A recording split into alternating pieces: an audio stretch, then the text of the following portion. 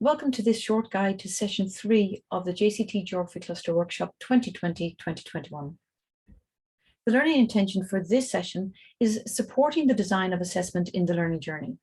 So the focus is on providing teachers with practical support in designing quality assessment for their students.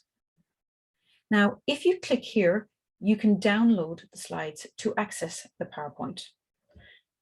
So we'll just go over to the PowerPoint now, and the session begins by reinforcing the point that assessment is an essential way in which we can improve student learning and also support them in becoming geographers and critical thinkers. We then focus on the characteristics of quality assessment and what we need to consider when we're designing quality assessment. Developing on this, we look at how to create effective questions so that the questions support as well as challenge all abilities in your class. Now, to help you design effective questions, we have some really good supports on the Google site for the cluster day. This would be a good opportunity to look at these supports. So I'm just going to go over to the Google site. This is the home page.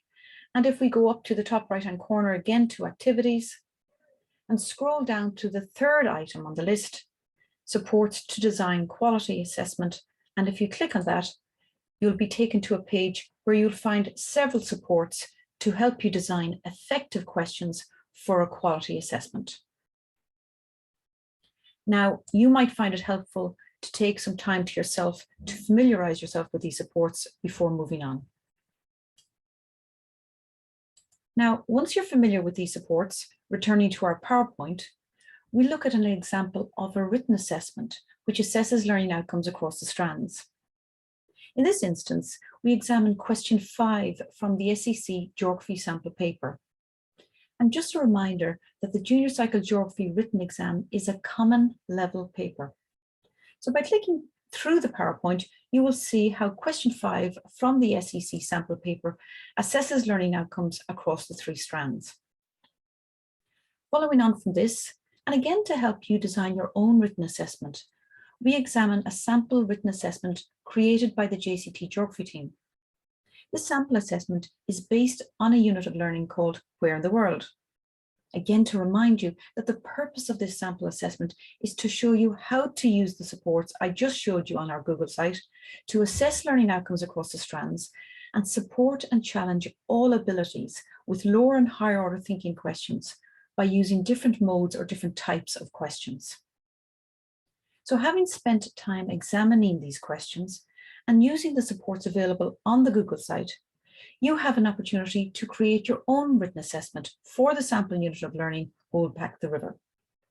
And again, to help you in this process, we provide you with the necessary resources and supports on the Google site for our cluster day.